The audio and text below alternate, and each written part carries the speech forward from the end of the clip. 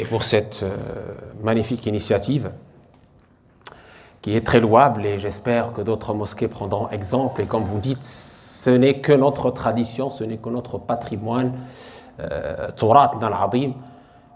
Ça me rappelle les grandes universités savantes où il y avait pas seulement les hommes, aussi les femmes savantes.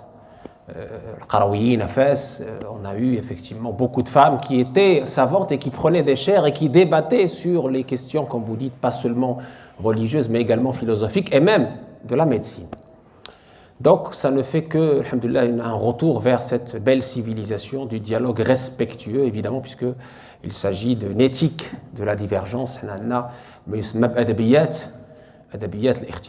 C'est très important. Il y a des conditions, évidemment, de ce dialogue. Et comme vous l'avez dit, dans le Coran, il y a aussi cette question de divergence et comment la traiter. Et Sayyiduna Muhammad, même dans le dialogue, non pas intra, mais interreligieux, le Coran l'a invité à la douceur, à la sagesse, et il était le premier justement à instaurer ce dialogue ô que important. Allah tabaraka wa ta'ala lui a dit وَلَا تُجَادِلُوا أَهْلَ الْكِتَابِ إِلَّا بِالَّتِي هِيَ أَحْسَنُ. Discuter avec les gens du livre que de la manière la plus belle, et il a invité à ce titre les chrétiens de Najran dans sa propre mosquée. Il y a eu un débat très aimable autour de plusieurs questions, dont l'essence du Christ, Sidna Isa alayhi salam, etc. Donc ce n'est pas, alhamdoulilah, on est très honoré de renouer avec cette belle tradition. Donc voilà. Donc pour répondre à cette question, je vais parler qu'en français, sinon je peux parler les deux langues, mais ça va faire long. Et c'est effectivement une question assez importante. La question n'est pas nouvelle. La question d'une école n'est pas du tout nouvelle. On n'est pas en train de refaire la pierre ici. N'est pas du tout nouvelle, mais j'aimerais simplement répondre à cette question en 3 temps, très brièvement. Autrement, ça nécessiterait évidemment beaucoup plus de développement. Premièrement, pour les non-initiés, j'aimerais dire quel est le périmètre du dialogue intra-religieux. Périmètre. Ça, c'est le premier point. يعني ما هي حدود الاختلاف بين علماء المسلمين.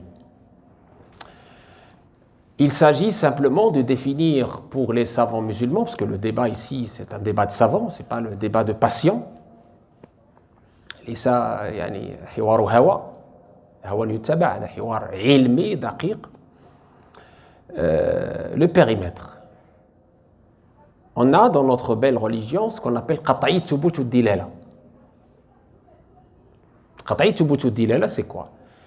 C'est le texte, quand je dis le texte ici, c'est le texte scripturaire, c'est-à-dire le Coran et la Sunna authentique. Il est ferme, authentique, c'est évidemment le cas du Coran, et tout le Coran est authentique. Certains hadiths sont authentiques, d'autres ne le sont pas, très bien. Et unanimement interprétable de la même façon. Dilala. Sa signification est la même pour tous les savants. Ce socle-là, pour les savants musulmans, il n'y a pas de débat. Il s'agit de l'épine dorsale, les fondements, le socle. Là, il n'y a pas de débat possible. Qat'i thubut ad-dilala.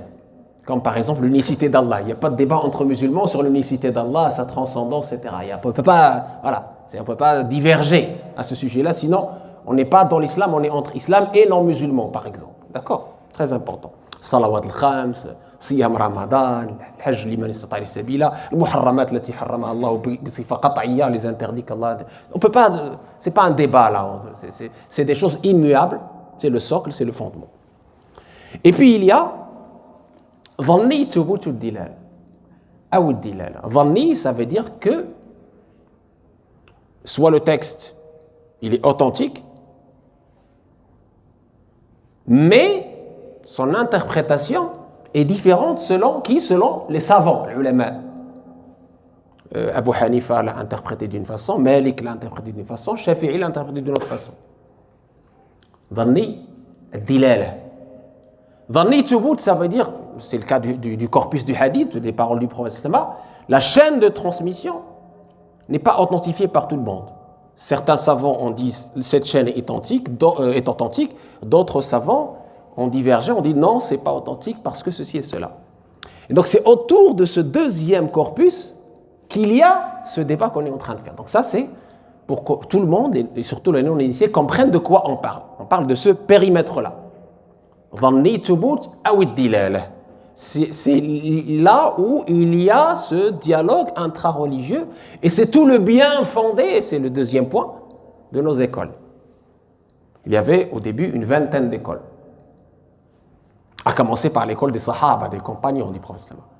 L'école des 4 Abdullah, Abdullah ibn al-Abbas, Abdullah ibn Omar ibn al-Khattab, Abdullah ibn Zubayr ibn al-Awwam, Abdullah ibn Amr ibn al-As, qui ont transmis aux 7 fuqaha de Médine. Et de l'autre côté, en Irak, Abdullah ibn Mas'ud, qui est mort avant qu'on puisse avoir besoin de sa science. Et la transmission, Al-Koufa, Abu Hanifa. Très bien. Donc il y avait une vingtaine d'écoles et un madhab. Madhab, cheminement, méthode.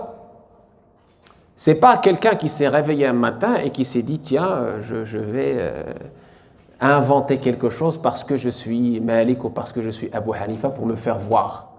Pas du tout. C'est pas un politique qui a décidé de dicter quelque chose à quelqu'un pour qu'il puisse. Non. C'était des gens intègres, savants et indépendants. 3 grandes qualités. Intègres, savants et indépendants. Et surtout très proches de la source. Quand on dit proche de la source, par exemple, Malik, il avait 900 cheikhs, dont une centaine de tabi'in. Incroyable. Et ce deuxième point est important parce que la naissance de ces écoles est une naissance qui était nécessaire. C'était à l'époque abbasside, mais avant l'école abbasside, on avait aussi des écoles. Simplement, avec l'école abbasside, il y avait l'entrée en islam de populations non arabophones.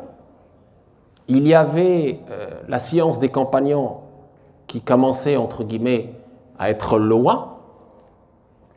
Et il fallait compiler tout cela, lui donner une forme, des normes, des méthodes, d'où la naissance de ce qu'on appelle usul al-fiqh. Je fais très vite pour aller droit au but. Usul al-fiqh, c'est-à-dire les fondements du droit musulman. Oui, les fondements du droit musulman.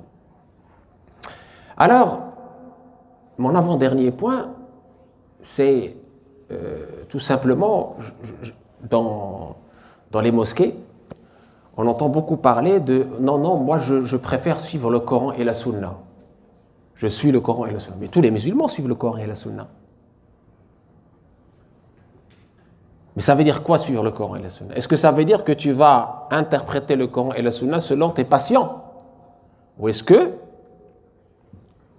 tu vas t'appuyer sur celui qui a plus de science que toi pour justement ne pas t'égarer dans ta compréhension et être sur la justesse et être plus proche de ce que voulait dire Sayyidina Muhammad. Quand quelqu'un vous dit « je suis le Coran et la Sunna », faites très attention à cette parole. Faites très très attention à cette parole. Il y a un warning, une alerte qui doit se mettre. C'est-à-dire quoi tu suis le Coran et la Sunna? Al-Khawarij, il se disait suiveurs, ils étaient même les plus connaisseurs du Coran, mais en termes de forme, ils avaient appris le Coran par cœur. Mais leur interprétation du Coran était littéraliste. Ils ont versé le sang des musulmans, notamment l'assassinat de Sidna Ali. Au nom de quoi? Au nom du Coran, qu'ils ont mal compris, mal interprété. Donc faites attention. Suivre le Coran et la Sunna réellement, c'est suivre ceux qui l'ont bien compris. Soit tu es savant, soit tu suis un savant. C'est ça le bien fondé du suivi d'une école. Je donne des exemples et je termine, c'est mon 3e point pour terminer. Coran al-Karim, le Coran. Vous avez des versets qu'on appelle nasikh, abrogé. Vous avez des versets qui ont un contexte, avant, après. Les versets de Surah 9. Par exemple. Tuez-les là où vous les trouvez. Vous allez dire, ah ben non, moi j'ai le Coran, et le Coran il dit comme ça, je vais appliquer. Ben, tu vas faire comme Daesh, tu vas tuer des innocents. Tuez-les où vous voulez. Parce que tu ne connais pas le contexte de ce verset. Tu n'as pas vécu avec le prophète sallallahu alayhi wa sallam.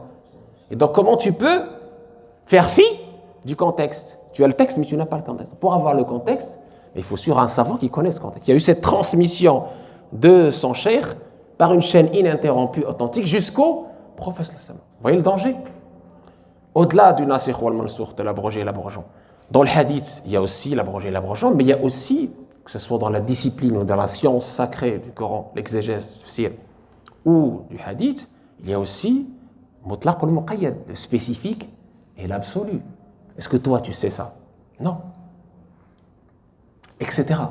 J'ai donné l'exemple du nasikh wal mansoukh dans le Coran, mais dans le hadith aussi. Une fois, on était dans une assemblée avec des étudiants, et quelqu'un nous a dit, on était en train d'étudier le Bukhari, et il nous dit, oui, attention, c'est interdit de visiter les tombes. Bida.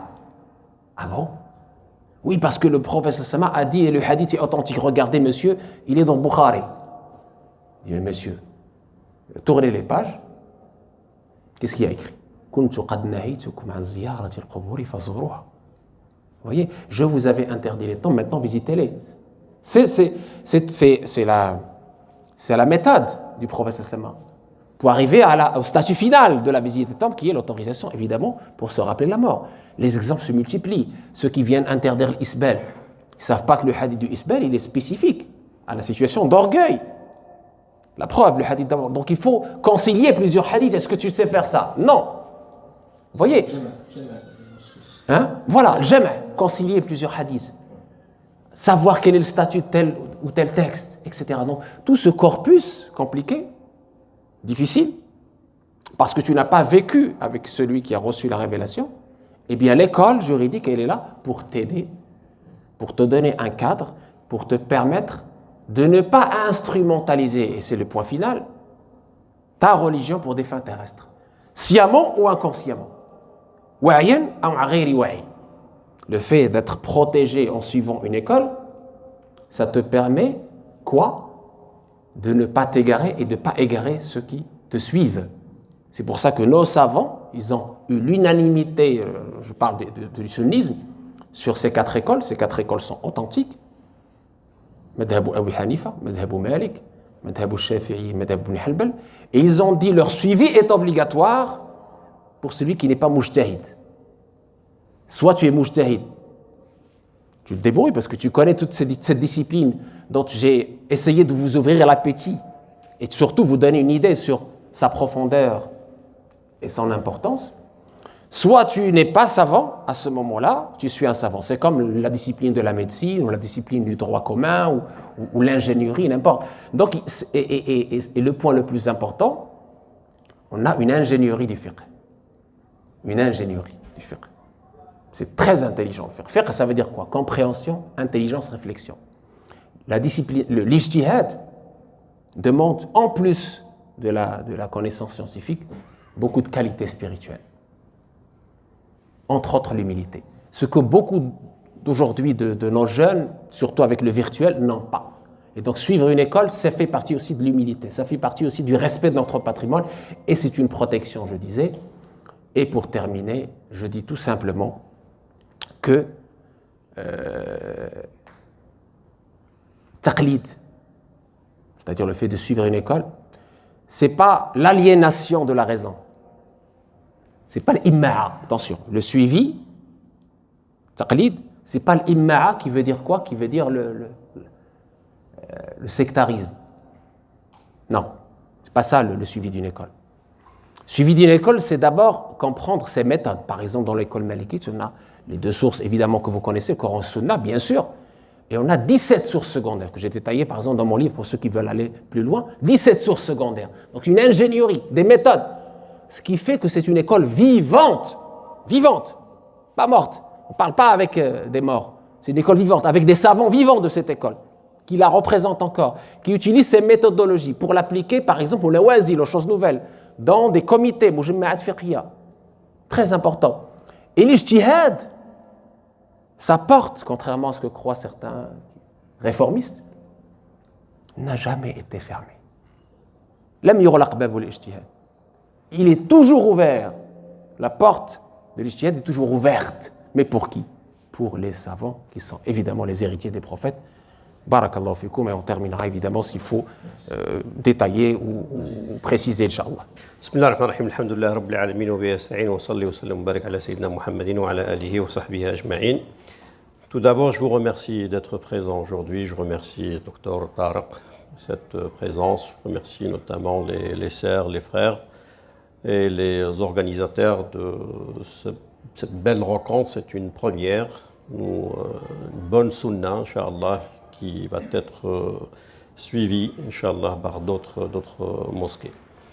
Le sujet, il est très important. C'est vraiment quelque chose qui est ancienne, mais qui est toujours d'actualité, parce que les écoles, ils sont toujours présentes, parce que l'islam et les musulmans sont toujours présents. Ils le resteront, Inch'Allah.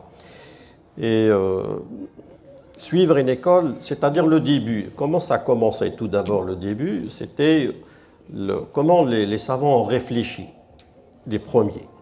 Ont eu deux réflexions.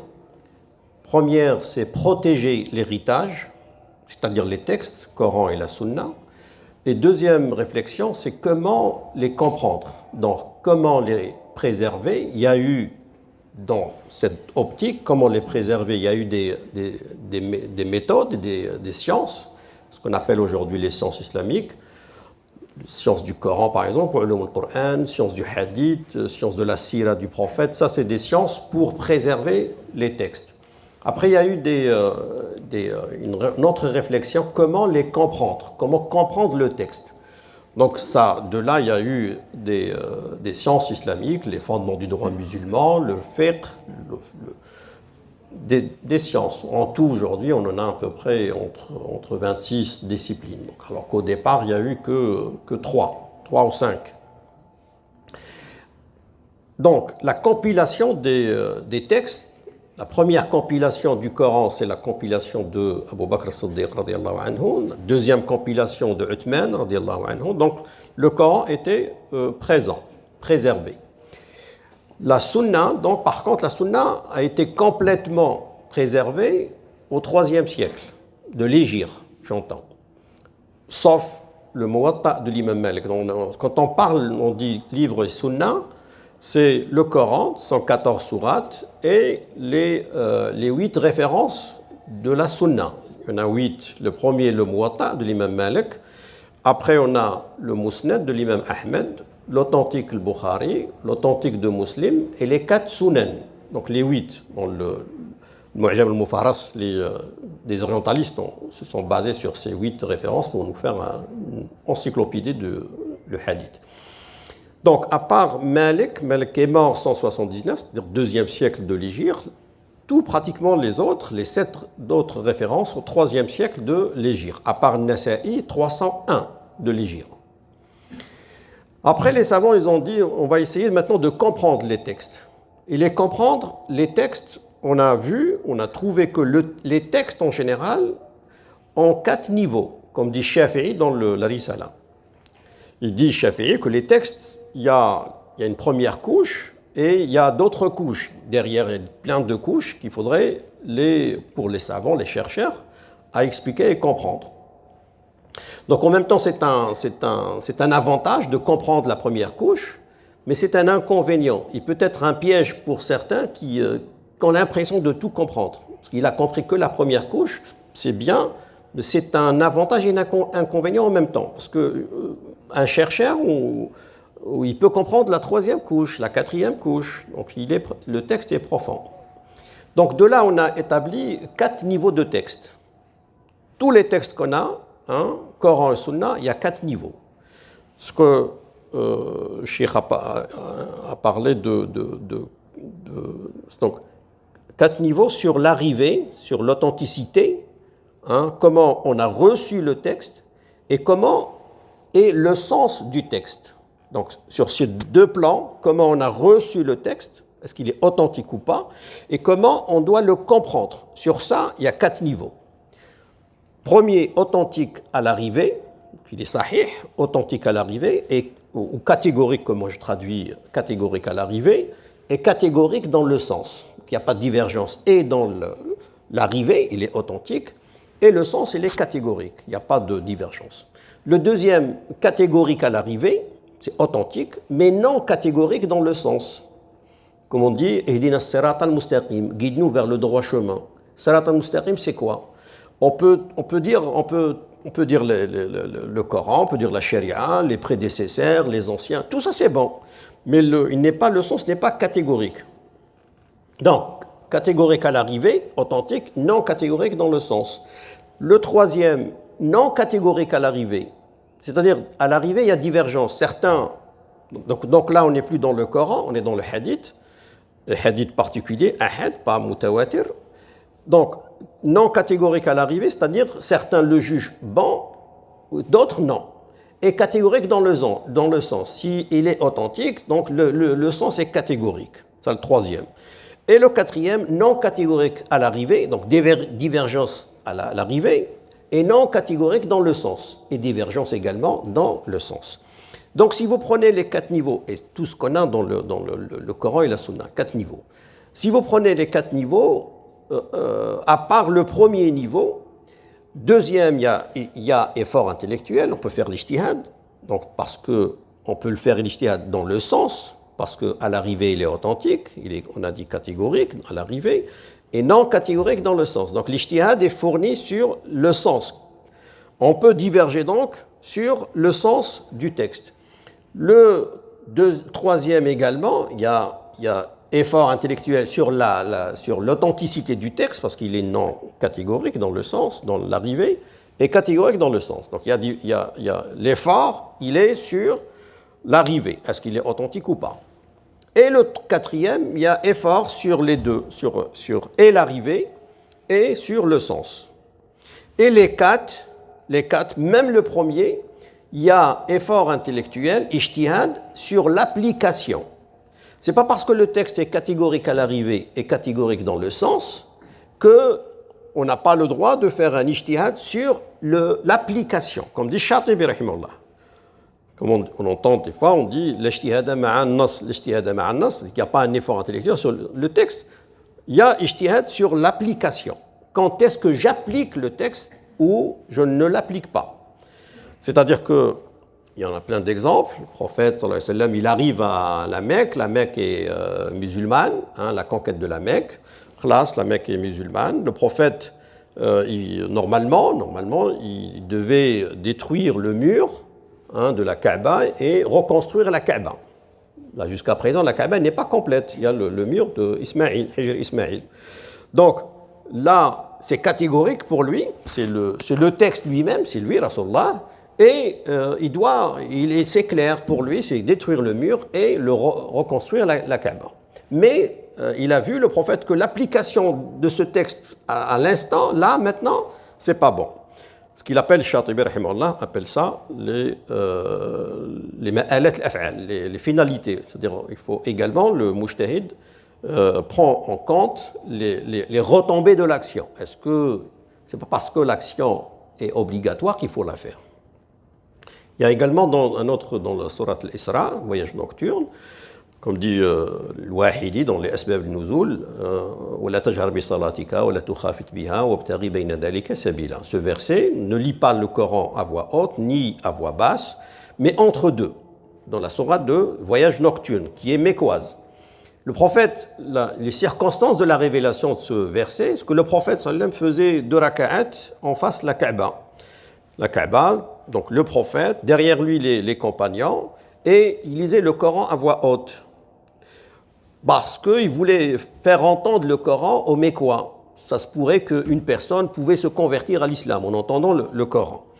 Donc l'attention, elle était bonne, son attention était bonne. L'action elle-même, c'est très bien, c'est lire le Coran, c'est bien, donc il fallait le faire. Mais la réaction des Mécois, c'est qu'ils frappaient les compagnons les plus faibles. Quand ils entendaient le Coran, ils frappaient les compagnons Bilal, les compagnons les plus faibles. Et là, Allah lui dit, ne lis pas, voilà, tajhar bi salatika, ne lis pas le Coran à voix haute, mais pas aussi à voix basse, mais entre deux, pour que juste les compagnons profitent. Donc là, il va y avoir une réflexion sur complètement les 4 niveaux des textes, les 4 niveaux. Ces 4 niveaux des textes, deuxièmement, une religion, n'importe quelle religion, a besoin de 4 conditions. n'importe quelle religion, a besoin de textes qui sont considérés comme sacrés. Donc pour nous, le Coran, la Sunna. Pour les chrétiens, c'est la Bible. Pour les juifs, c'est la Torah. On a besoin de la personne chargée, le mukallaf, celui qui va pratiquer ces textes. On a besoin également de terrain, l'Algérie, Maroc, Tunisie, la France, de terrain pour appliquer les textes. Et on a besoin de résultats. Très important, le résultat. C'est pour ça qu'il y a eu à Médine, donc Malik, c'est pour ça qu'il faudrait en islam comprendre et les textes, comprendre la personne, l'humain, celui qui va pratiquer cette religion, et comprendre le terrain, parce qu'on va pratiquer dans un terrain donné. Alors, le terrain, c'est quoi? Qu'est-ce qui compose le terrain? Donc c'est l'histoire, c'est la sociologie du terrain, la philosophie, la politique, tout ce qui compose le terrain, la monnaie, le coucher du soleil, le lever du soleil, tout ça, tout ce qui compose le terrain, il faut le maîtriser parce que je vais appliquer des textes dans un terrain donné. Et ça c'est très fort, et c'est pour ça ce qu'on appelle la géographie du droit musulman. Donc on a les mêmes textes, Coran, Sunna, mais on a des écoles diverses. On a l'école médinoise, on a l'école mécoise, on a l'école de l'Andalousie, par exemple. Et au sein de la même école, malikite, par exemple, au sein des malikites, il y a trois pensées, trois malikites, au sein de trois en un. Les malikites du Grand Maghreb, y compris l'Andalousie, les malikites l'Andalous, le Maghreb, l'Arabi, le Kabir. Là, les malikites de l'Irak, il y avait des malikites, il n'y en a plus maintenant, et les malikites de l'Égypte. Donc, au sein de la même école, il y a une production parce que le terrain n'est pas le même. Après, on a besoin de comprendre on a besoin de résultats. Il n'est pas suffisant d'avoir une bonne niya, c'est pas suffisant d'avoir une bonne pratique, mais il est également important de vérifier le résultat. Et pour tout ça, il va y avoir une réflexion qui va se poser sur la méthodologie, ce qu'on appelle l'école. Une école veut dire une méthodologie. C'est-à-dire, une école veut dire que l'islam n'accepte pas l'anarchie. C'est ça. Il n'accepte pas l'anarchie, il n'accepte pas le fawda. Quand on a une méthodologie, on a aujourd'hui, pour n'importe quelle science, on a des méthodes, on a plusieurs méthodes. L'économie, quand on parle d'économie, quand on parle de sociologie, quand on parle de l'art, même l'art, il y a plusieurs écoles artistiques. Et dans tout ce qu'on appelle science, dans toutes les sciences, il y a des méthodologies. C'est pour ça que les malikites, par exemple, ont rappelé le cheikh, Adillatul Madhabi, Madhabi al-Aghar, Maliki al-Imami, 17 arguments, à partir de deux sources. C'est-à-dire quand on est deux spécialistes, et on se dit entre nous le livre et la sunna, pour nous ça veut te dire. Mais pour les non-spécialistes, ça ne veut rien dire. Pour les non-spécialistes, livre et la sunna, ça ne veut rien dire. Mais pour les spécialistes, quand on dit livre et la sunna, on veut dire également le consensus, on veut dire l'analogie, on veut dire l'istihsan, on veut dire 17 arguments. Et ça, on se comprend entre nous. Mais les non-spécialistes, livre et sunna, ça ne veut rien dire. Parce que le livre, c'est quoi? C'est un texte. La sunna, c'est un texte. Alors on trouve, chez les malikites par exemple, on trouve un livre de texte, le Muwatta, et on trouve un livre d'explication de texte, la Mudawwana. Les malikites en général, et notamment Khalil, préfèrent la Mudawwana et pas le Muwatta. Parce que le Muwatta, c'est les purs ahadiths, c'est des textes. Il est préférable de comprendre le texte qu'avoir le texte. On a beaucoup également dans l'héritage musulman, on a par exemple, prenons le texte de Bukhari. Le Bukhari, c'est un texte expliqué par les Malikites, expliqué par les Shafi'ites, Fath al-Bari, expliqué également par les Hanafites, Fayd al-Qadir, expliqué également par les Hanbalites, de Rajab al-Hanbali, Fath al-Bari, le premier. Donc le même texte expliqué par les Malikites, c'est-à-dire il est interprété par rapport à l'école Malikite, quand il est expliqué par les Shafi'ites, donc il est également le texte interprété par rapport à l'école shafi'ite, et ainsi de suite. Donc, quand on travaille dans une école, on travaille dans l'ordre. Et c'est pour ça qu'il faudrait, la question elle est générale, oui, mais qui doit suivre une école? Le non-spécialiste n'a pas d'école. Le non-spécialiste, madhab al-ami, madhab mufti, il n'a pas d'école. Donc le mufti maintenant, le spécialiste, il doit avoir une école. La question c'est pourquoi le non-spécialiste n'a pas d'école, qu'on essaiera inchallah de développer.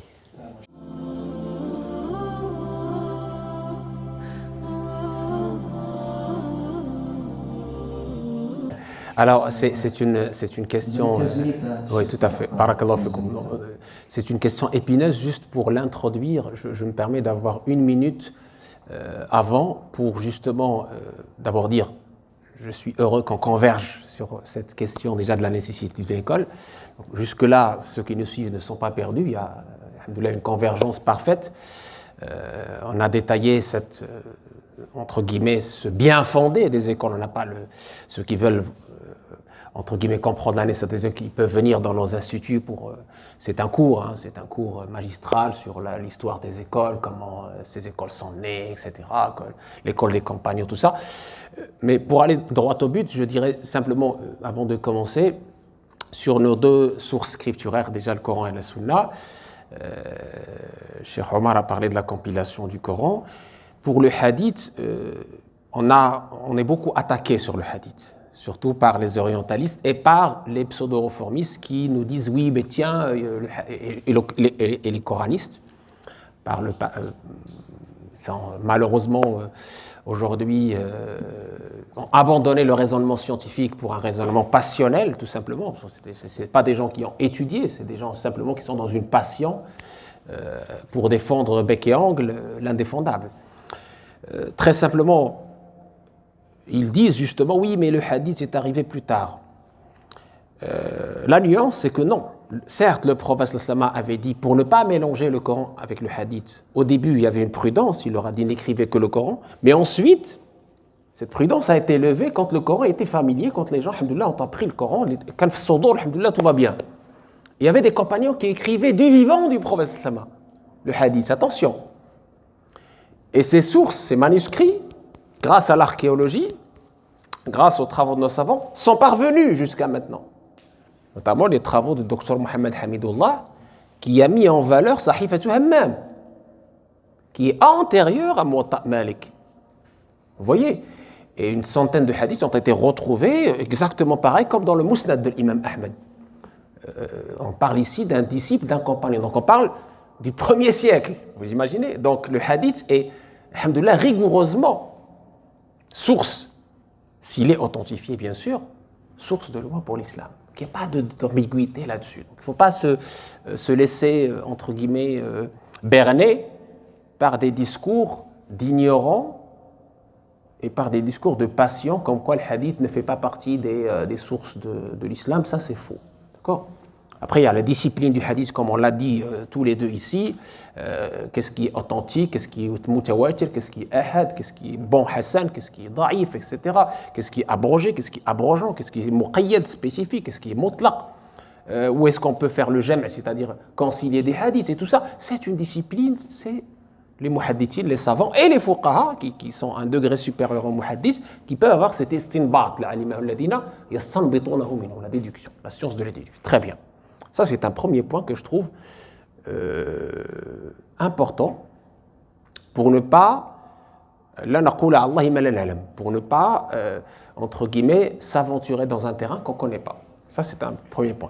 Le deuxième point qui me paraît aussi important que le premier, et qui va par la même occasion répondre à la question qui a été posée sur ce qu'on fait dans une société plurielle,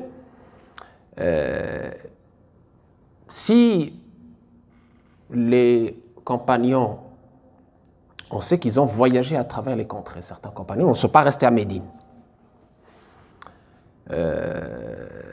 L'imam Malik a eu l'ingénieuse idée de mettre dans ses méthodes, les 17 sources secondaires, Amalu Ahli al-Madina, les actions des gens de Médine. Pourquoi ? Parce qu'à l'époque, ils étaient très proches des compagnons. Bon. La déclinaison de Amal Ahl al-Madina, c'est ce qu'on appelle dans l'école malikite al-amal. La coutume, la urf, basée sur le verset coranique. Wa'amur bil-urf, khudil af wa'amur bil-urf. Lahunna mithlu alladhi alayna bil-ma'ruf. Le Coran lui-même nous incite à, entre guillemets, tenir compte du urf, du amal, c'est-à-dire de la coutume, si elle ne contredit pas, évidemment, quelque chose d'authentique dans la source, dans le Coran et la Sunna. Très bien. Et donc, à travers la géographie, à travers l'évolution spatio-temporelle de l'école malikite, avant d'arriver au mashhour, ce qu'on appelle le plus répandu dans l'école, c'est-à-dire l'avis qui est dans les 4 mers, on appelle ça chez les malikites les 4 mers. Mudouwana, Mustakhraja, Muwaziya, Wadiha. Les 4 mers. Qui sont, ni plus ni moins, l'explication du texte, comme on l'a dit. Très bien. Donc, si ce mashhour de l'école, si ce plus répandu, l'avis de l'école, va causer une gêne, une difficulté à la personne, la règle juridique, on a 1200 règles juridiques dans l'école malikite. Vous voyez la richesse, en plus des 7 sources secondaires. Et donc, si parmi ces règles juridiques, la difficulté amène la dérogation, conformément à la parole d'Allah, yuridu Allahu bikum al-yusra wa la yuridu bikum al-usra. Ma ja'ala lakum fi ad-dini min haraj. Très bien. Si l'avis mashhour, même soutenu, amène de la difficulté, qu'est-ce qu'on fait? On peut utiliser un avis minoritaire. Mais par qui? Encore une fois, par le savant.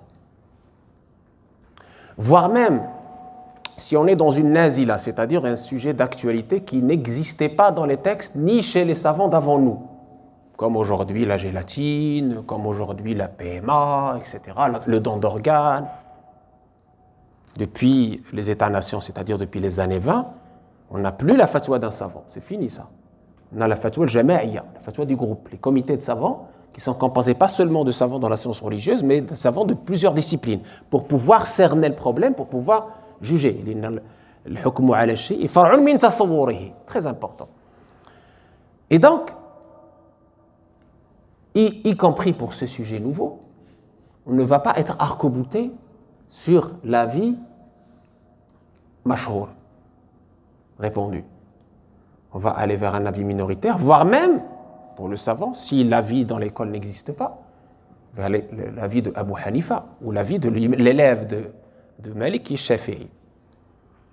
La raison dans cela, c'est que dans l'école malikite elle-même, par exemple, on a mura'at al-khilaf, la considération de l'avis divergent. Par exemple, l'imam Malik considérait que le mariage fait sans le tuteur matrimonial n'est pas une fornication.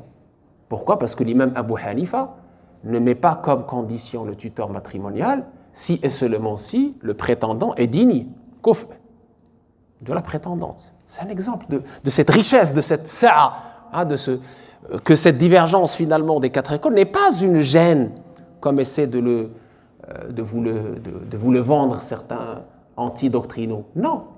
Au contraire, c'est une richesse, sa'a. Wa ghina, wa rahma, une miséricorde. Et pourquoi j'ai parlé du amal, de la coutume?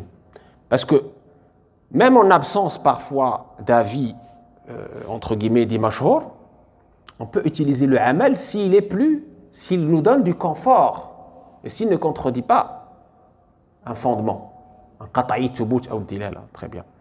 C'est pour ça qu'on a développé, je donne l'exemple de l'école malikite. Pourquoi? Parce que c'est l'école majoritaire du Maghreb, de l'Afrique subsaharienne et de quelques pays du Moyen-Orient, a priori les Émirats, le Koweït et le Bahreïn, et une partie de l'Irak avant.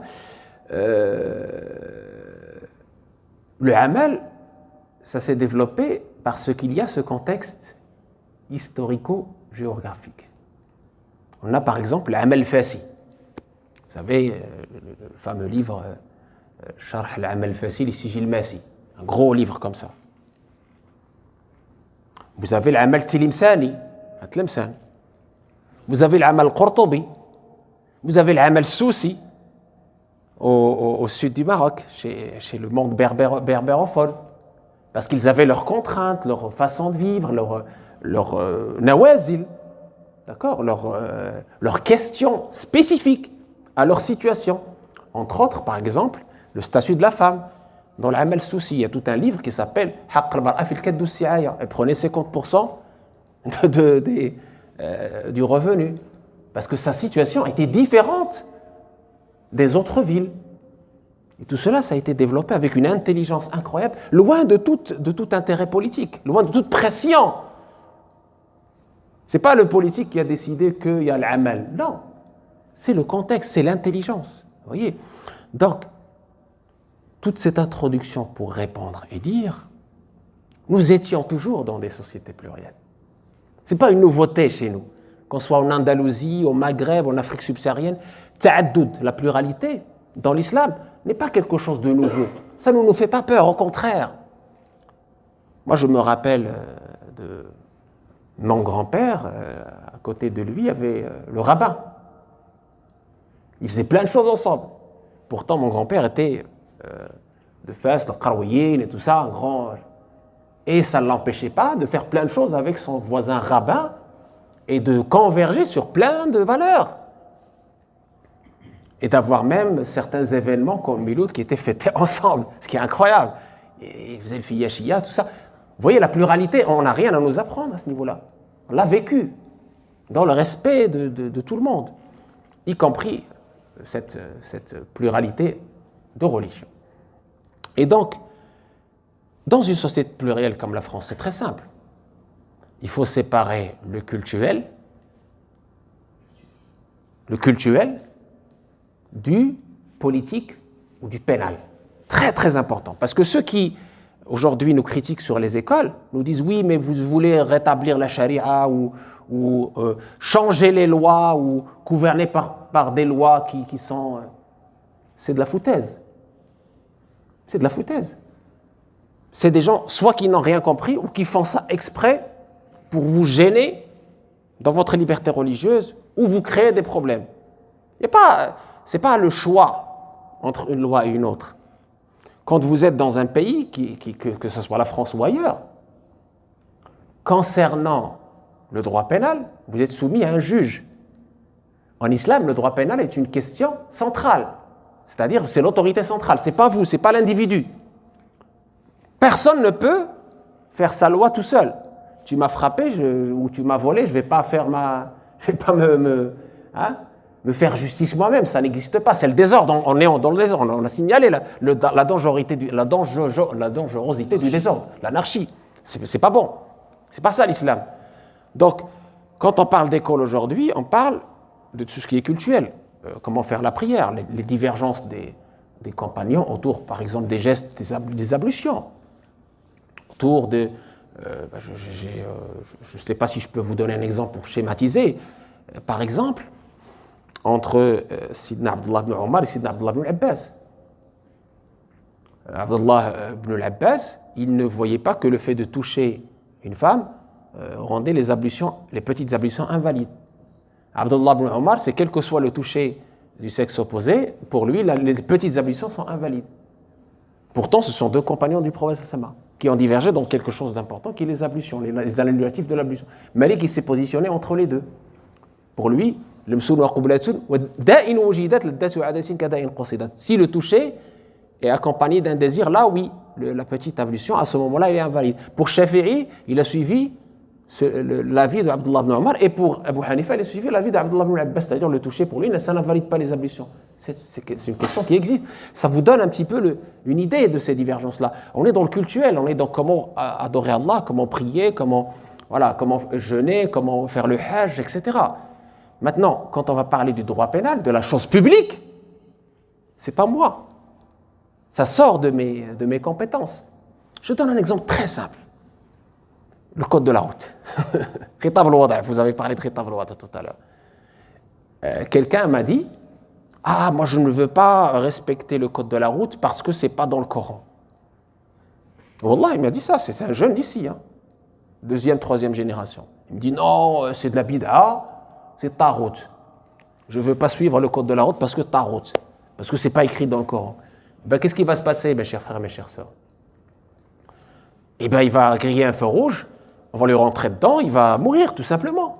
Le halak. Vous voyez? Donc il va se tuer ou tuer les autres. C'est pas bon. C'est pas ça l'islam. L'islam nous dit wala tulqu bi aydikum ila al-tahluka. Ne vous mettez pas dans l'abîme ou la destruction. C'est-à-dire que dans l'islam, il y a khitab al-wada'. Il y a des lois qui peuvent, entre guillemets, organiser notre vie commune, notre société plurielle. Pour le bien de tout le monde, il faut les respecter, ces lois-là. Ils ne viennent pas, entre guillemets, entraver notre liberté culturelle, religieuse. Personne ne va te dire va boire du vin. Personne ne va te dire va forniquer, tu es obligé de forniquer. Non. Personne ne va t'empêcher de prier si tu veux prier. Personne ne va t'empêcher de jeûner si tu veux jeûner. D'accord ? Voilà. Et donc, ça, la conclusion, c'est que c'est très simple. Nos écoles gèrent ce qui est cultuel. Les lois gèrent ce qui est profane, la chose publique. Et nous, on dit, dans l'école déjà, dans l'école malikite par exemple, mais aussi dans les autres écoles, Shafi'ite, Hanafi, etc., j'en ai discuté avec plein de chouyours des autres écoles, on dit que hunaka ahkamul sultaniya. C'est-à-dire il y a des choses qui nous dépassent, qui sont de l'ordre du juge. Je n'ai pas le droit, moi, citoyen, même si je suis savant, de m'immiscer là-dedans. Nous, ce qu'on a à faire, c'est justement tout ce qui est cultuel, la gestion du cultuel, la gestion de ce que Allah tabaraka wa ta'ala nous a, entre guillemets, instruit à travers son prophète Sama. Là, oui. Et autour de ça, même ces divergences-là, pour nous, je le dis, je le répète, c'est une richesse. Il y a la dernière question sur Talfiq, c'est-à-dire le fait de pouvoir jongler entre les écoles, parce que ça a été posé et je préfère l'étaler maintenant rapidement pour clore le débat là-dessus, en tout cas de mon côté. Talfiq, ce n'est pas nouveau. Talfiq, c'est quoi? C'est prendre un avis de telle école qui, parce que cet avis-là est difficile, ben je vais chercher dans une autre école. D'abord, le talfiq, il a des conditions. La principale, c'est que celui qui le fait, c'est le savant. Tout à l'heure, on a dit madhabu al-muqallidi, madhabu alimihi. L'école de celui qui imite ou de celui qui n'a pas le savoir, de celui qui n'est pas mujtahid, c'est l'école de son ilm, de son savant. On parle sur le commun des gens. Le commun des gens, tout à fait. Donc le commun, son école, c'est quoi? C'est l'école de son savant. De son savant. Lui, il n'a pas cette capacité d'aller comparer tout ça. Donc si son savant lui fait talfiq, il n'y a pas de problème. Si son savant veut lui chercher. Mais des fois, le problème qu'on a, c'est même pas le talfiq. C'est même pas le talfiq. Le problème, parfois, il est plus basique. Je te donne un exemple très simple. Ça nous est arrivé il y a quelques mois. C'est paru à la presse. La question, pour nous, ici en France notamment, l'école malikite, elle est la plus ouverte par rapport à des questions importantes. Mais pas que, il y a même la question du chien, par exemple. Hna fi al-Malikiyya, kullu hayyin kalb. Kullu hayyin wa ma yarshahu minhu tahir. Un frère, un jour, dans un bus, il a refusé l'accès à un aveugle avec son chien, parce que, soi-disant, c'était une souillure, il fallait sortir. Et il a été licencié, ça a fait boum à la presse. Ça, c'est le jahl murakkab, c'est l'ignorance. Mais qu'est-ce qu'il a dit? Il a dit toute créature vivante, sa salive et ses poils sont propres, non pas une souillure. La preuve de l'imam Malik dans cela, sur le fait que la salive du chien n'est pas najasa, n'est pas une souillure. La preuve, c'est quoi? C'est dans la sourate 5. وما علمتم من الجوارح مكلبين تعلمونهن مما علمكم الله فكلوا مما أمسكنا عليكم. Mangez de ce qu'ils vous ramènent à travers leur gueule. Il parle de muallam, le kalb et l'akhiri. Et donc, pourquoi je vais délaisser cet avis-là, qui est quand même fort, soutenu par le Coran, et chercher la difficulté, et me mettre dans la difficulté, et surtout souiller l'image de ma religion pour une question à divergence connue entre les savants. Et la règle magnifique que je partage avec vous, que je souhaite qu'on l'applique dans notre société plurielle, la inkara fi masail al-khilaf. Pas de blâme dans les questions à divergence connue entre les savants. C'est-à-dire, quand il y a une question à divergence connue entre les savants, c'est une rahma, c'est une miséricorde, c'est une richesse. Il ne faut pas se mettre des barrières, il faut plutôt respecter l'avis divergent et surtout se tourner vers l'avis qui me permet à moi d'être un bon da'iya, d'être un bon ambassadeur de ma religion. sans m'attirer la difficulté. Et quand je parle de difficulté ou d'aisance ou de facilité, je ne parle pas de laxisme. Mouyouha. L'yusr, mais huwa al-mouyouha. C'est ça, il faut différencier, je pense, entre laxisme et facilité. Exactement, exactement. Laxisme, je donne un exemple de laxisme. La personne n'est pas malade, l'eau est à côté, et il est en train de faire taïmoum, il dit Allah yusr. Mais ta prière est invalide, mon frère. Tout simplement. Ça, c'est du laxisme, c'est pas du yusr. La question du chien tout à l'heure, c'est de la facilité, parce que je suis un avis qui est tout à fait solide. Et ça me permet de lever la difficulté occasionnée et de vivre pleinement et sereinement avec mon prochain. Parce qu'on sait ici que la question de la compagnie des chiens, des animaux domestiques, est très importante dans la société française. Donc je n'ai pas à m'y opposer. Voilà des petits exemples, mais on peut détailler à travers les questions. Barakallahu fikum. Quand on dit l'héritage du fiqh, l'héritage musulman, il faut faire le distinguo entre l'héritage technique fondamentaliste, que moi traduit par les fondements du droit musulman, les principologues. Donc il y a les principes qui vont nous aider à produire. Les principes qui vont nous aider à produire. Et il y a la production. Donc notre héritage, il est sur deux plans. Donc il est sur les méthodologies, plein de méthodes, pour produire, et il y a la production.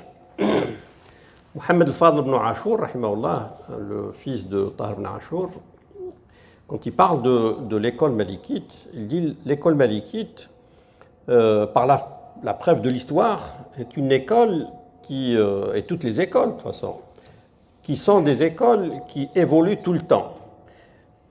Qu'est-ce qui évolue? Et c'est avec les méthodes, les 17 arguments de Malik, que le malikite, le mujtahid malikite, va travailler. C'est-à-dire qu'il ne va pas travailler avec le résultat des anciens malikites. Le résultat, ce qu'on appelle aujourd'hui la fatwa. La fatwa, quand on vous répond, on donne une fatwa, ça c'est un résultat d'une méthodologie. Et ça dépend de la méthodologie, le résultat il peut être différent. Donc, avec ces principes de réflexion, on pourra toujours produire. Qu'est-ce qui se passe aujourd'hui dans le monde musulman et le monde européen?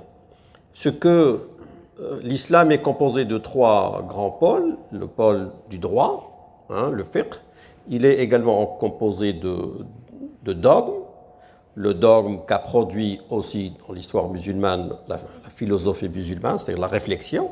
Il est composé également de l'éthique. Le hadith de Gabriel, 5 piliers de l'islam, donc c'est le fiqh, 6 piliers de la foi, donc c'est le dogme, la réflexion, la philosophie, l'histoire de la pensée musulmane, les écoles dogmatiques, et le ihsan qui a produit l'éthique. Aujourd'hui, alhamdoulilah, le droit musulman, on produit beaucoup. Je vais vous en parler des méthodes, si j'ose dire, ma méthode, comme moi je conçois la production juridique. Donc, alhamdoulilah, dans le monde musulman aujourd'hui, le monde européen, ce qu'on appelle aujourd'hui le fiqh de l'aqaliyat, le droit de la minorité, on produit, très bien. Mais on ne produit pas beaucoup, voire même du tout, sur la question de la réflexion. C'est-à-dire, on a beaucoup de défis sur la réflexion, la laïcité par exemple, la République, est-ce que l'islam est compatible? Ça, c'est des réflexions. Ça, c'est à partir de la réflexion, on pourrait produire. Mais là, on ne produit pas beaucoup. Il n'y a pas beaucoup de production sur la question, des 6 piliers de la foi. Donc ça vient des 6 piliers de la foi. Sur la question également de l'éthique, on ne produit pas beaucoup. Il y a des écoles d'éthique en France, c'est-à-dire en Europe, il y en a 7. Nous, peut-être qu'on a démarré par 3 grandes écoles sur la question de l'éthique, mais on ne produit pas aujourd'hui. Il n'y a pas une production sur la question de l'éthique, alors que les principes de réflexion, ils sont toujours là. Maintenant, le prophète, sallallahu alayhi wa sallam, va envoyer 2 compagnons, Mu'adh ibn Jabal, Abu Moussa al-Ash'ari, une autre version avec Ali radiallahu anhu. Donc 2 compagnons, il va les envoyer au Yémen. Il leur a dit faciliter et ne pas compliquer. Yassira wa la tu'assira. C'est-à-dire faciliter deux fois. Yassir, la tu'assir, ça veut dire yassir. Donc il va dire à ses deux compagnons, faciliter, faciliter. Le prophète, il aurait pu dire, suivez le livre et la sunna. Vous connaissez le livre, vous connaissez la sunna, vous devez suivre le livre et la sunna. Non, le prophète a précisé, à partir du livre et de la sunna, essayez de trouver la facilité. C'est pour ça, Soufiane Thaouri, un grand imam, après, plus tard, il va dire, le fiqh, la bonne compréhension de la religion, c'est la facilité argumentée. Al-fiqhu an tiqa, avec l'argumentation. Sinon, la complication, c'est facile de dire haram, de dire bid'a, c'est facile pour tout le monde. Mais trouver la facilité à partir des arguments, des couches de la compréhension, c'est ça le travail d'un juriste. Donc le juriste, quand il a la possibilité de trouver des réponses à partir d'une école, moi je préconise l'école malikite et l'école hanafite, en gros. Je travaille avec deux écoles, parce que l'école malikite, qui est l'école la plus riche sur la question des arguments, les autres ont entre 7, 6 arguments, adilla, mais les malikites ont 17 arguments. Donc c'est riche sur la question des arguments. Mais l'école hanafite est une école développée dans une grande civilisation. En Irak, c'était une grande civilisation. Donc il s'est adapté, Abu Hanifa s'est adapté par rapport à cette situation qui était très, très, très développée. Donc nous, si on peut profiter par l'école malikite des arguments et profiter de cette civilisation, parce qu'on est dans un monde très civilisé, et essayer de trouver les réponses. Toujours, bien sûr, les réponses doivent être argumentées. Si la question est argumentée, et nous facilite la tâche, elle est la religion. Parce que tout le temps suivre une seule école, on n'est pas appelé par le Coran ou par la Sunna de suivre une seule école tout le temps. Parce que même le prophète, sallallahu alayhi wa sallam, quand il pratique l'ijtihad, il y a un débat ancien, est-ce que le prophète fait l'ijtihad? Oui, ils disent oui, le prophète a pratiqué l'ijtihad. La deuxième question, est-ce que le prophète, quand il fait l'ijtihad, il peut se tromper ou pas? Les sophies disent janab as-sawab, janib as-sawab, avec. Il peut se tromper, le prophète sallam, il y a beaucoup de cas, beaucoup de preuves. Le prophète sallam, il se trompe quand il pratique l'ijtihad. L'ijtihad veut dire qu'il n'a pas de texte, d'accord? Il n'a pas de texte, donc il fait l'ijtihad comme tout le monde. Il peut se tromper et rectifier par le texte, par le Coran. Heureusement d'ailleurs que le prophète s'est trompé, par exemple pour les prières. Si toujours le prophète n'a jamais oublié les 2 raka'at qu'il a fait pendant la prière de Dohr ou l'Asr, on n'aurait jamais su, nous, comment rattraper la prière. Heureusement que le prophète a oublié, donc s'est trompé en faisant la prière, et nous a appris comment les rattraper. Donc, il y a cette méthode de se baser sur une école. C'est très bien de se baser sur une école, mais sans oublier les autres écoles.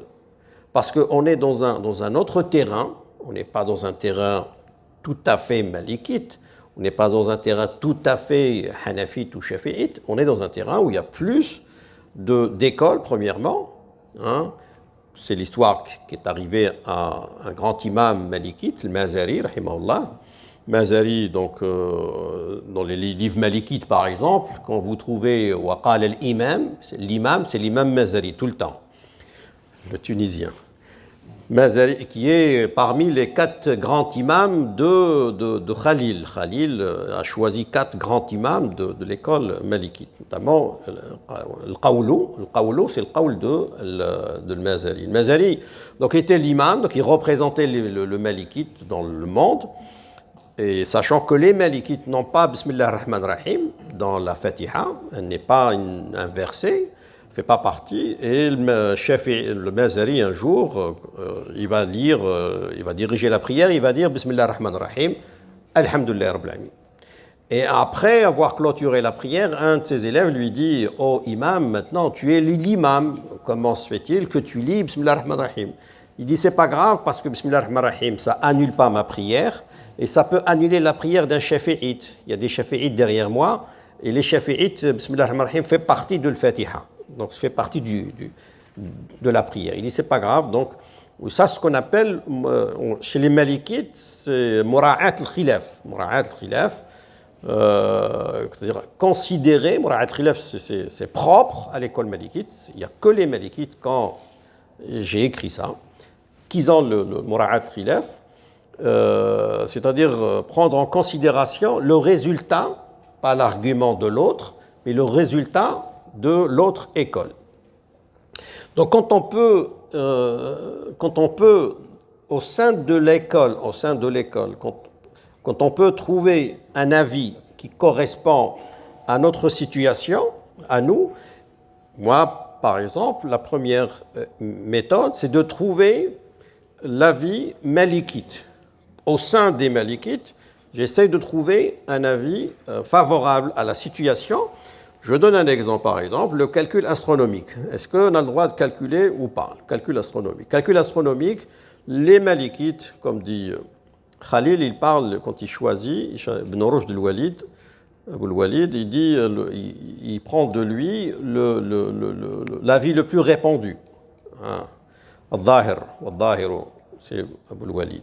Mais chez les malikites, on a trouvé que le premier qu'a commenté le Bukhari, c'est le Daoudi, le Tilimsani, a commenté le Bukhari. Daoudi, c'est un malikite, un grand malikite. Il dit, quand il commente le hadith, il dit, non, et moi, je opte pour le calcul astronomique. Donc, on peut trouver, avec une argumentation, toujours derrière une argumentation qui est une argumentation solide. Je trouvais également le Khalil, avant d'écrire le concentré, que nous, les malikites, maintenant, on a le concentré de Khalil, qui est le plus répandu. Mais Khalil, avant d'écrire le concentré, Sidi Khalil, il a commenté le concentré de Ibn al-Hajib, Tawdih. Et dans son commentaire, il va dire l'école malikite de l'Irak a une version, les malikites de l'Irak, le Qadi Baqillani, le Qadi Ismaïl, les malikites de l'Irak, ils ont une version que Malik lui-même a autorisé le calcul astronomique. Et il dit que cet avis n'est pas répandu chez nous, dans le Maghreb. En tout cas, il y a cet avis, on peut s'appuyer dessus. Voilà, si on veut rester toujours malikite, on peut s'appuyer. Mais, comme j'ai dit tout à l'heure, on a besoin d'un terrain et de comprendre le terrain.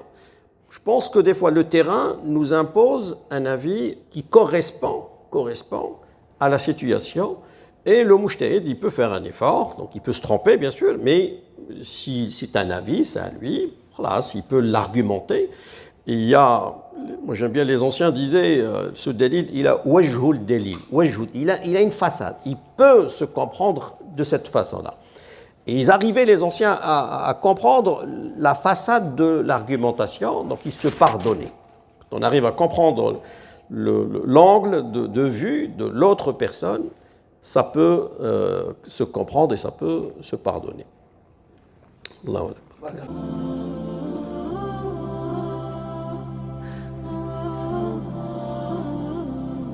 On a des gens qui veulent pratiquer un islam à la carte. D'accord? C'est très courant. Je donne un exemple très simple. Sur la question du crédit riba. Les gens savent très très bien ce que c'est et il va aller d'une mosquée à une autre, d'un imam à une autre, non pas pour, entre guillemets, chercher une réponse, mais pour chercher tqlid, c'est-à-dire chercher sur qui il va, entre guillemets, dire « Ah bah, tel cheikh m'a dit, donc je peux faire ». Mes chers frères, mes chères sœurs, il y a une question qui s'appelle la conscience. Hein? La responsabilité, tklif. Vous êtes responsable. Donc vous ne pouvez pas, entre guillemets, aller chercher un coupable à votre place.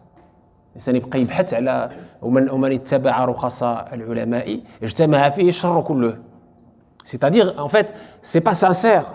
Il y a parfois des démarches, je ne généralise pas, mais des fois, il y a des démarches qui ne sont pas du tout sincères, c'est-à-dire une personne va jongler, va faire même parfois une confrontation. Le pire du pire, c'est ce qu'on voit sur le virtuel, des gens même qui vont consulter Cheikh Google ou Cheikh Facebook. Cheikh Google m'a dit, Cheikh Facebook m'a dit, donc je fais. Ça, c'est un premier problème. Deuxième problème, là, il faut distinguer les profils des personnes et les situations. C'est très important. Le mufti. Le mufti, c'est qu'on أولاً عالم بأهل البلد ملما بحال البلد وعالم بحال المستفتى. Mustafti, عالم بحاله. C'est-à-dire, le prophète sallallahu, je donne l'exemple du prophète sallallahu, une personne est rentrée chez lui, il lui a dit, est-ce que je peux embrasser ma femme alors que je jeûne? Il dit, oui, tu peux. La personne est partie, il y a une autre personne qui est venue. Il a posé la même question, est-ce que je peux embrasser ma femme lorsque je jeûne? Il dit non. Le compagnon qui était à côté, témoin de la scène, lui dit, mais prophète, la même question, tu as répondu à celui-là oui et à celui-là non. Parce que le prophète a vu la situation de chacun. Celui-là, il était un jeune, il pouvait, à partir d'embrasser, pouvait aller vers autre chose et casser son jeûne. L'autre, cette action n'allait pas l'amener vers plus. Donc, la situation de celui qui te pose la question.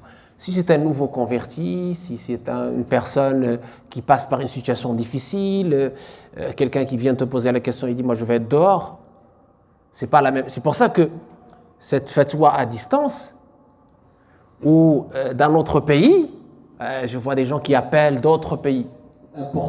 Importés de l'étranger, voilà. Made in je ne sais pas quel pays, je ne suis pas ici pour donner des noms. Mais ça ne veut rien dire, mes chers frères, mes chères sœurs, parce que, tout simplement, vous êtes hors contexte. La personne à qui tu poses la question, il ne connaît pas ton contexte, il ne connaît pas ta situation. Il ne sait pas que tu es dans la galère des métros, que tu risques de quitter, enfin de t'être licencié et de laisser tes enfants dehors. Et ben voilà, il n'a pas le contexte. C'est pour ça que les savants malikites, et c'est bien d'en parler de l'école malikite, ils ont donné une condition supplémentaire dans le mufti, dans celui qui donne la vie. Eh bien oui, il faut qu'ils connaissent les coutumes, la situation, la culture des personnes, la langue. Donc, c'est complètement déconnant, illogique, de demander à tes personnes qui ne connaissent même pas ton contexte. Donc, oui, pour suivre la vie qui te pose moins de problèmes, non pour suivre ta passion, et encore moins pour aller suivre des avis des non-savants. C'est pour ça qu'il faut, j'insiste, ça n'a pas été dit, la nuance, je le répéterai jamais assez, c'est demander aux savants. Pas demander à Google, pas demander à Facebook, pas demander à ta mère ou ton père ou ton voisin. C'est le savant. C'est ça, quand on dit suivre une école, c'est suivre le savant. Pourquoi ? C'est pas un mépris de ton intelligence. Au contraire, c'est de l'intelligence. C'est pas de l'aliénation, c'est de la liberté. Pourquoi ? Parce que si toi, tu fais confiance à ta compréhension, tu ne connais pas le contexte de ce verset, tu ne connais pas les règles qu'on avait émises tout à l'heure, et tu vas poser la question en ignorant, ben il va t'égarer, il va te mettre dans des situations difficiles. Et dernier problème pour la question que vous posez, c'est la question de l'unité. Tout à l'heure, vous avez parlé du calcul astronomique. Moi, personnellement, je ne suis pas attaché au calcul astronomique. Mais je suis prêt à céder et à suivre un seul calendrier si toute la Oumma ici en France le suit.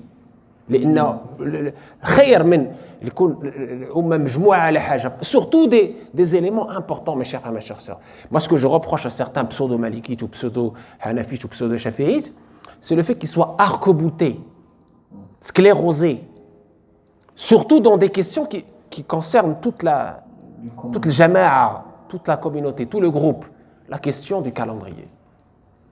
C'est quoi le problème si tu suis le 12, le 18 ou le 15 ?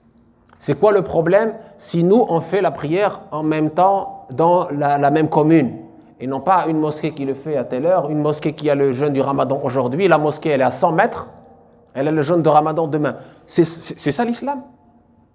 Pourquoi Allah tabaraka wa ta'ala a légiféré des ibadat, du culte en commun ? C'est pour avoir cet aspect d'union, d'amour entre nous, mahabba, jama'a. Et donc, ça n'a aucun sens. Oui, mais moi j'ai suivi le savant de machin, et moi c'est pour ça que il faut, et ça c'est un message pour tous les frères qui travaillent dans ce domaine, qui sont responsables, c'est de s'unir, quoi. d'avoir un groupe de savants ici en France, indépendant, pourquoi pas un ordre des théologiens, pour au moins sur les questions basiques, essentielles qui concernent tout le groupe, être d'accord. Même si on suit des avis minoritaires, même si on ne suit pas l'avis de l'école malikite, c'est pas grave. L'essentiel, c'est qu'on soit unis, surtout dans les moments importants, Ramadan, les fêtes, les événements, et les événements importants, salat, siyam, c'est important. Dans le même pays, dans la même commune, vous avez 2 mosquées qui, chacune fait le Ramadan à sa guise, selon une interprétation, selon un pays étranger parfois. L'autre, il suit tel pays, l'autre, il suit... C'est pas ça l'islam. Ça, c'est contraire aux objectifs nobles de la religion. Vous avez parlé tout à l'heure de Ibn Ashur, rahimahullah. C'est un maqasidi, un grand maqasidi. Parmi les objectifs nobles de toute ibada qu'on est en train de faire, c'est d'être une seule main, d'être unis, de ne pas être divisé. Parce que vous savez, quand les cœurs sont souillés par la haine, quoi que tu fasses, ça ne remonte pas au ciel. Donc c'est la qualité, c'est pas la quantité. Et parmi les éléments de qualité, c'est l'union.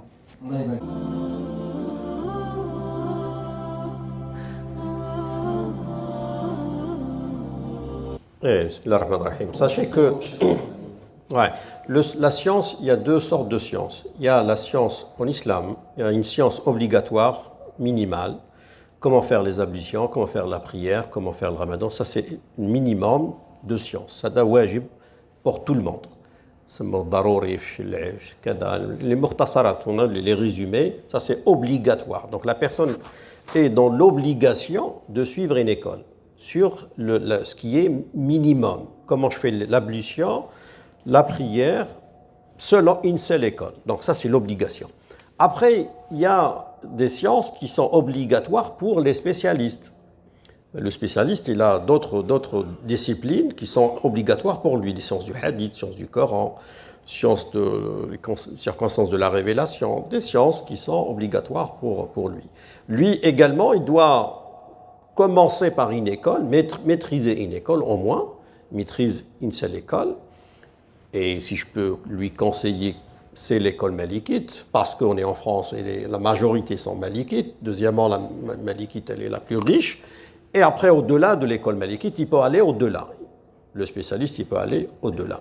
La personne, quand elle n'est pas spécialiste, la personne, quand peut-être le mot arabe n'est pas adéquat, le non-spécialiste, il peut être médecin, il peut être ingénieur, il peut être président, il peut être un grand physicien. Mais seulement, ce n'est pas sa spécialité. L'islam, ce n'est pas sa spécialité, c'est tout. Donc, celui-là, il doit poser la question aux savants. Allah, qu'est-ce qu'il a dit? Fas'alu ahla dhikri. C'est tout. Point.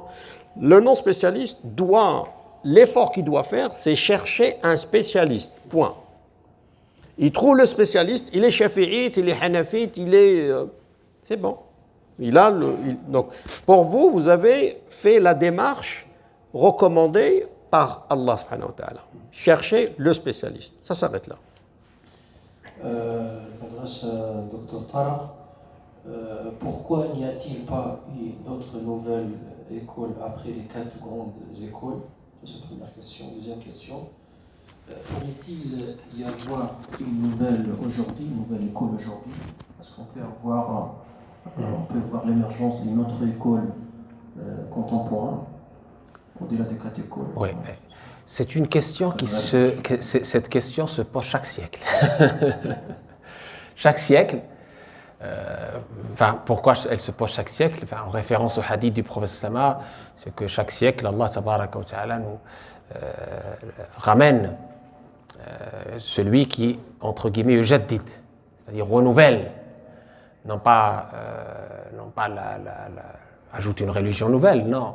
Renouvelle les choses, amradiniha, pour qu'on puisse mieux comprendre, mieux s'adapter au contexte, dans toujours ce corpus que j'ai appelé dhanni thubut ou dilala, c'est-à-dire les questions soit à divergence connue entre les savants, soit l'absence du texte tout simplement, et ça demande évidemment l'utilisation des méthodes, des arguments des écoles, c'est des outils, des bons outils logiques qui sont issus du Coran et de la Sunna, des bons outils pour faire l'ijtihad par le savant qui a l'habilitation, la compétence de faire les choses. Pas n'importe qui, comme on a dit tout à l'heure, là où on est d'accord, c'est pas n'importe qui peut faire les jihad, et il y a des spécialistes.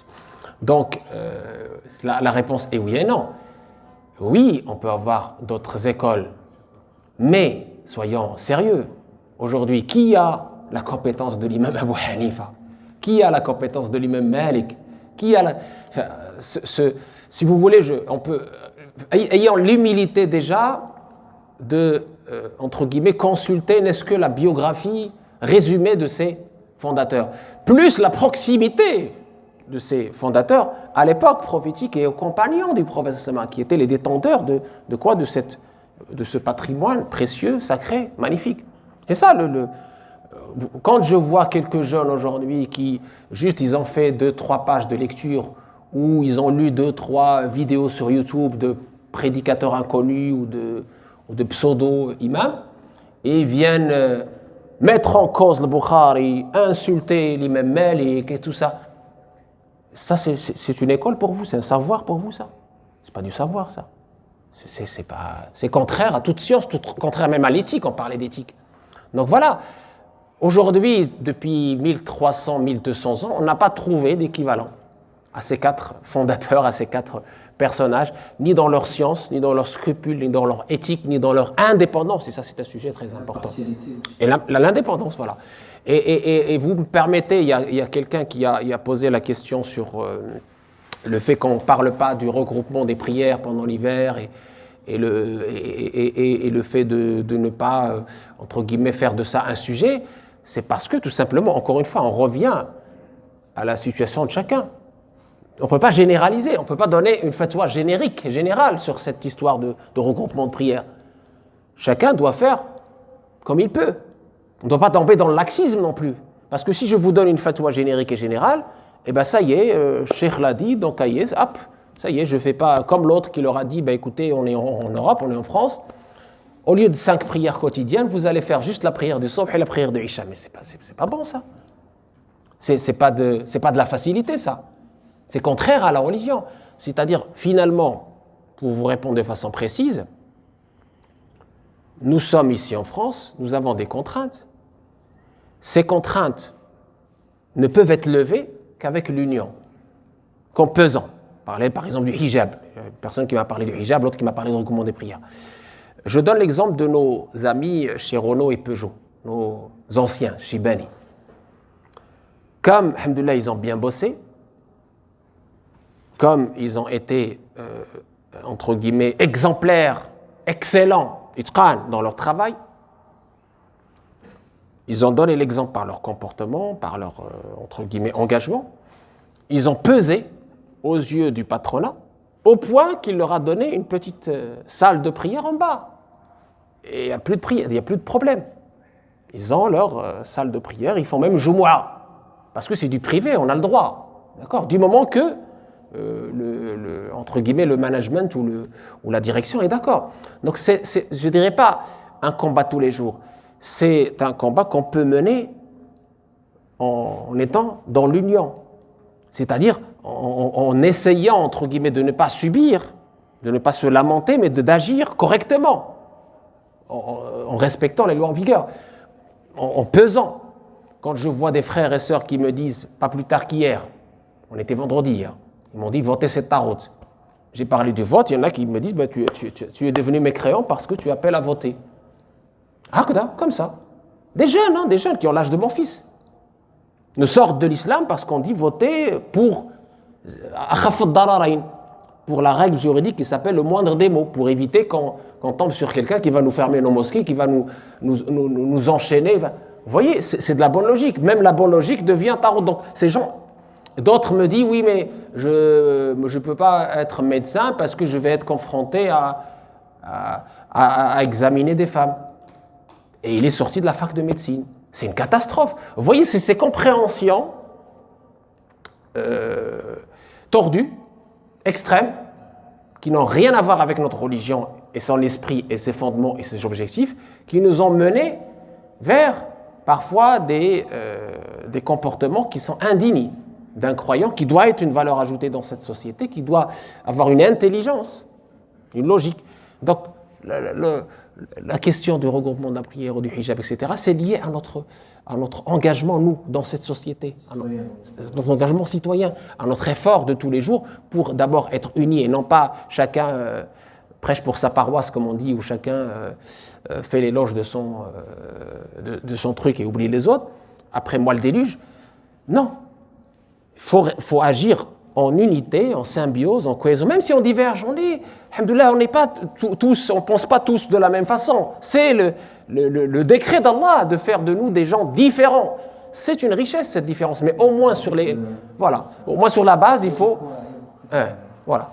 Pour la question suivante pour Cheikh Omar Dolman, si je suis face à un avis majoritaire et un avis minoritaire au sein de mon école, les deux avis étant malikites, puis-je choisir l'avis le plus confortable? Tout ça, ça dépend. C'est-à-dire la personne, il y a dans l'ijtihad par exemple, parler de nouvelle école. Quand on parle de nouvelle école, on parle de l'ijtihad, l'effort intellectuel au sein de l'islam qui s'appelle ijtihad. L'ijtihad, il y a 6 niveaux. Il y a 6 niveaux de l'ijtihad. Je ne vais pas vous parler des 6, je vais peut-être vous parler de 4 peut-être. Il y a l'ijtihad indépendant, l'ijtihad mutlaq. C'est le fondateur de l'école. Ça, c'est le ijtihad mutlaq. Et des fois, dans l'héritage musulman, certains, quand ils disent l'ijtihad, on a fermé la porte de l'ijtihad, certains veulent dire l'ijtihad indépendant. Donc c'est vrai, oui, l'ijtihad indépendant est fermé. On ne peut pas vraiment... Pour avoir une école, il faut vraiment être comme le Chatibi, par exemple. Chatibi, il a pu, à un certain moment, avoir une école à lui, mais il n'a pas déclaré. Il n'a pas dit « je suis plus malikite, je suis Chatibite ». Il aurait pu le faire. Donc il y a l'ijtihad indépendant. Il y a l'ijtihad, chez les malikites, on appelle l'ijtihad, ou tous les écoles, l'ijtihad tarjihi. Tarjih, takhrij plutôt. Takhrij. Le mujtahid, celui qui va travailler avec les éléments de Malik sur les questions nouvelles. Il va travailler avec les 17 arguments pour répondre aux événements qui sont nouveaux, qui ne sont pas dans l'héritage musulman. Ça, c'est le mujtahid, le mukharrij. Il va se baser sur les 17 arguments pour produire. Et ça, il y a plein de malikites comme ça. Il y a le mujtahid al-fatwa. Mujtahid al-fatwa, c'est au sein de l'école malikite, il y a plusieurs fatwas. Il y a la fatwa par exemple, prenons la méthode de Khalil, par exemple. Khalil, il va travailler avec 4 malikites, 4 grands malikites. Il va travailler avec Averroès, le grand-père, qui est spécialiste de l'avis le plus répandu, Zahir. Il va travailler avec l'Akhmi. L'Akhmi, c'est le Murajjih. C'est le mujtahid de la fatwa. Il a écrit son livre, le Tabsira, à Bougie, en Algérie.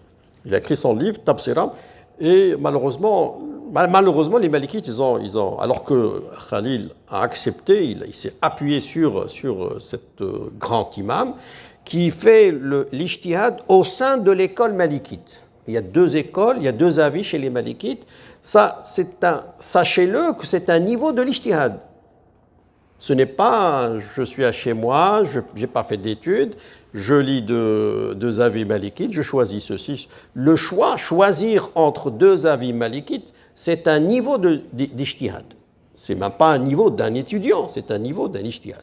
Après, il y a d'autres niveaux qui sont choisir entre les écoles. Ça, c'est encore plus loin que certains grands imams, dans toutes les écoles, ont arrivé à choisir entre les écoles. Donc oui, c'est la personne... Premièrement, c'est une question qui revient à la personne. Il a le droit. Ça revient à lui. Mais moi, je pense que quand on est communauté, on peut avoir une fatwa communautaire. Toute la communauté a besoin. Donc, c'est vrai que le mufti doit prendre en considération tous les cas, cas par cas, mais il y a également le cas communautaire. Donc, on peut donner une réponse, une fatwa communautaire sur plusieurs questions. Le calcul, par exemple, l'achat d'un bien immobilier, on peut juger la communauté, pas le cas par cas. Après, il y a une question qui revient à la personne, cas par cas. Donc, il peut, là, s'il y a deux avis qui sont corrects, il peut choisir.